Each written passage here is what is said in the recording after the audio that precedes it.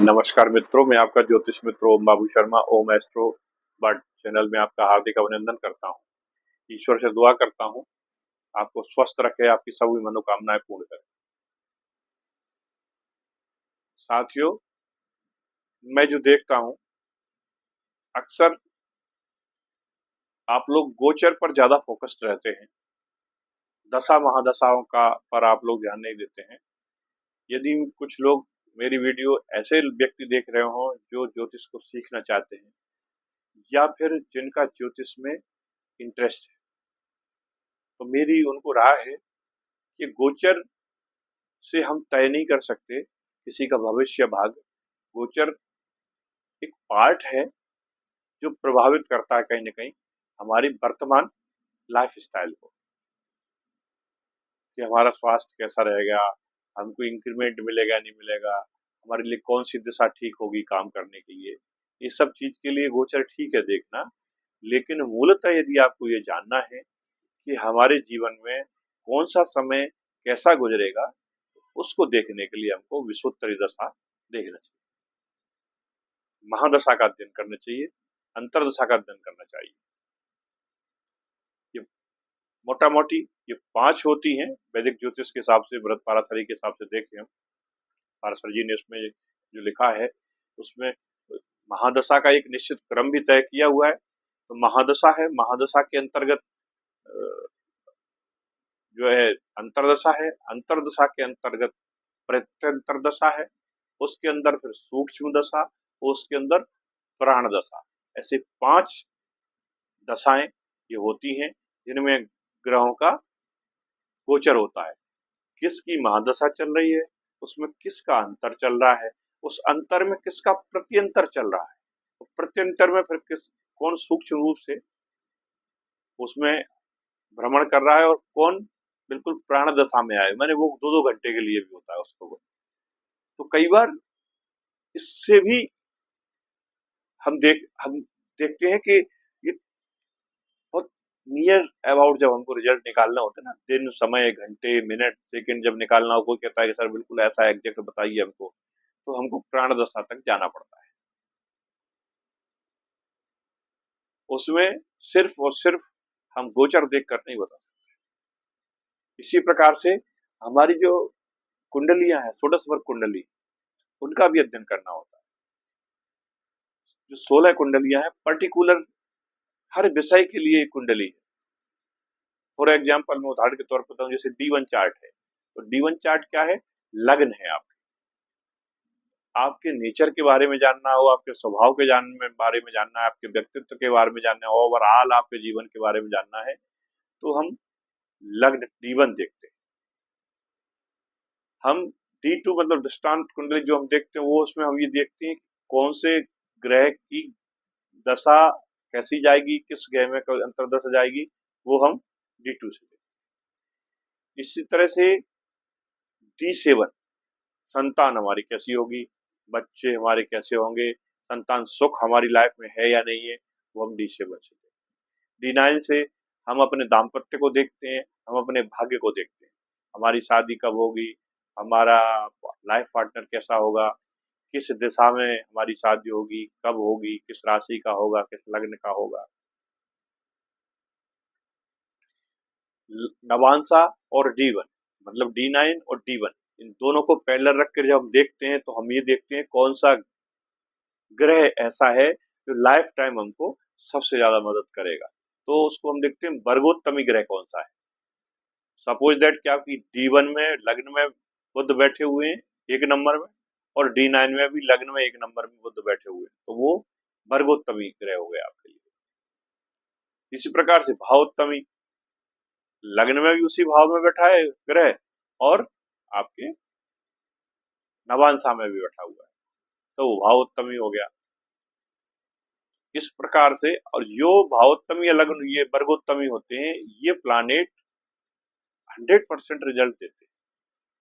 यदि वो कुंडली में अच्छे हैं तो अच्छे रिजल्ट देते हैं, इनकी दशा अंतरदशा महादशा बहुत अच्छी जाती है। और यदि ये कुंडली में खराब पोजीशन में बैठे हैं, मतलब शत्रु राशि में बैठे हैं, कमजोर होकर बैठे हैं, या किसी पाप ग्रह से दृष्ट हो रहे हैं, तो फिर उसके रिजल्ट हमको उस हिसाब से मिलते हैं। अब कई बार प्रश्न करते हैं बहुत से लोग कि गुरुजी ये बताइए कि किसको हम माने, नवांशा वाला ग्रह सही असर करेगा या लग्न वाला ग्रह सही असर करेगा? तो ये भी बहुत अच्छा प्रश्न है। और जब सवाल आपके और जवाब हुआ हमारे, ये जब सेशन चलता है तो इसमें ये सब चीजें निकल के आती हैं। आगे हम लाइव जब सेशन लेंगे तब आपसे इस विषय पे भी चर्चा करेंगे। तो लग्न में जो ग्रह है और नवांशा में जो ग्रह है, दोनों में जो बेहतर पोजीशन है, यदि नवांशा में बेहतर पोजीशन है तो आपको बेहतर रिजल्ट मिलेंगे। यदि नवांशा में खराब है और यहाँ अच्छा है तो एवरेज मिलेगा। यदि यहाँ भी खराब है और नवांशा में भी खराब है तब तो फिर खराब है ही। और नवांशा में अच्छा है और कुंडली में खराब है तो उम्मीद करो कि बेहतर ही रिजल्ट आएंगे। और नवांशा एक कुंडली के बारे में एक और कहा जाता है कि 27 ईयर के बाद ये एक्टिव होती है, यानी कि हमारा जब लाइफ पार्टनर हमारे जीवन में आ जाता है, हमारे साथ जुड़ जाता है, तो हमारा भाग्योदय हो जाता है, क्योंकि हमारा भाग्य जुड़ गया। फिर वो क्या है, 7th हाउस हमारा पूरक है, लग्न का पूरक है, तो 7th हाउस एक्टिव हो जाता है। नवांशा जब एक्टिव होता है तो 7th हाउस भी एक्टिव हो जाता है। तो हमारी जब शादी होती है तो पत्नी का भाग्य भी हमारे साथ जुड़ गया, क्योंकि इसीलिए तो अर्धांगिनी बोलते हैं, और हमारा भाग्य जुड़ गया। तो फिर नवांशा से देखी जाती हैं चीजें, फिर उसको ज्यादा तवज्जो देते हैं बनस्पत लग्न के। जब किसी की हम प्रेडिक्शन करते हैं तो पैरेलल हमें 4 कुंडलियां हम रखते हैं सामने प्रश्न के अनुरूप, यानी D1, D9 और आपका चलित, ये तो आपका रहेगा ही रहेगा।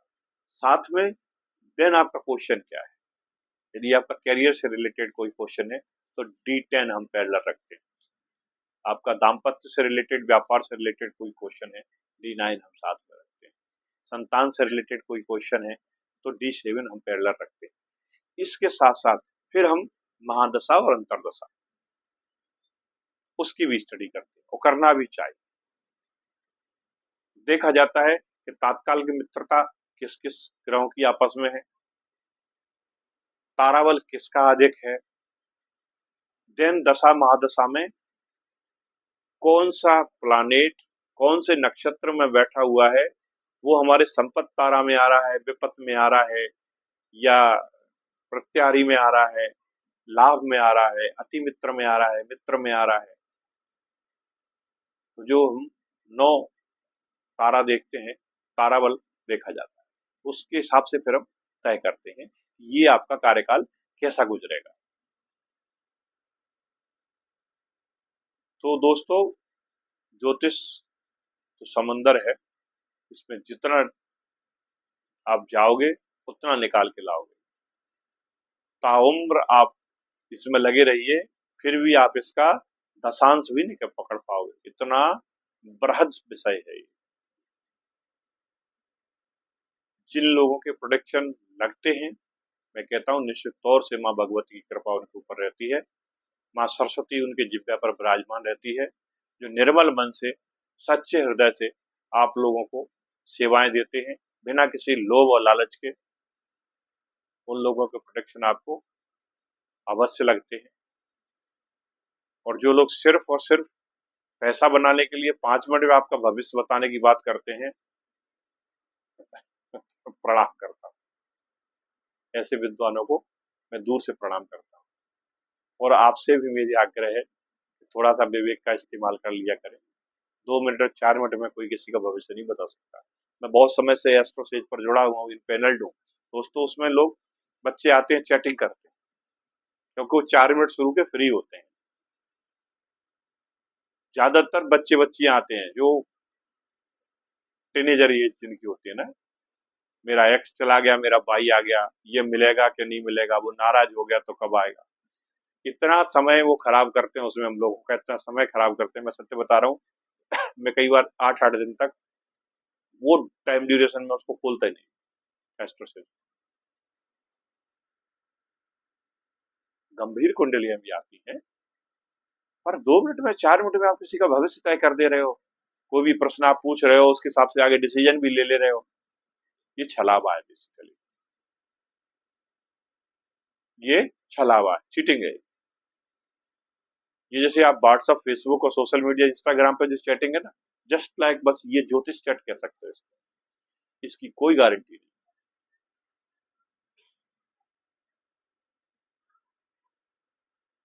तो मित्रों, उम्मीद करता हूँ मेरी बात आपको समझ आ रही होंगी, और यदि समझ आ रही है, आपको लग रही है कहीं ना कहीं आपके काम की है, तो प्लीज आगे भी आपको ये बेनिफिट लेना है तो चैनल को सब्सक्राइब करिए, हमारा उत्साहवर्धन करिए, इसको लाइक करें, शेयर करें और लोगों तक पहुंचाएं।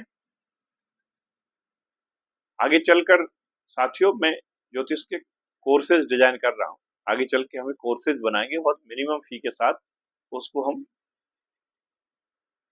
आपको ऑनलाइन ज्योतिष की क्लासेस उसमें देंगे। काउंसलिंग तो हम अभी भी करते हैं।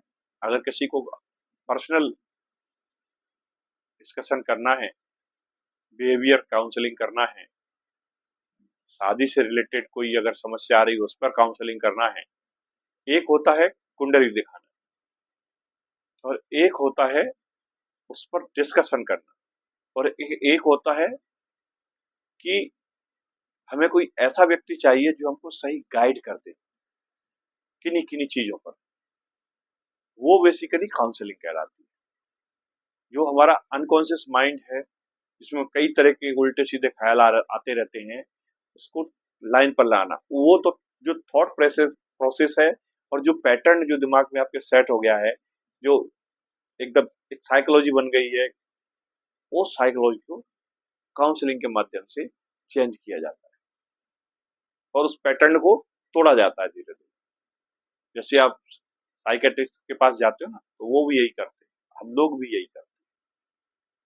इसमें कई लोग हीलिंग करते हैं, आपने देखा होगा, कई लोग सम्मोहन के माध्यम से करते हैं। अलग अलग विषय लोगों की सेमिनार चल रही है, लोगों की क्लासेस चल रहे हैं, तो तरीका है अपना अपना करने का। खैर, तो इस तरह की भी सेवाएं हम लोग उपलब्ध कराते हैं।